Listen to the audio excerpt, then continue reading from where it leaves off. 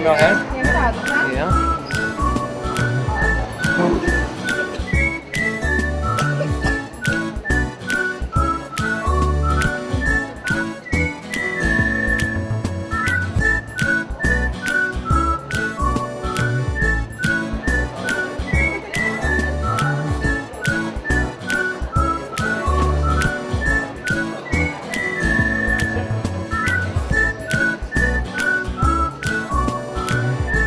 Tusen tack för det.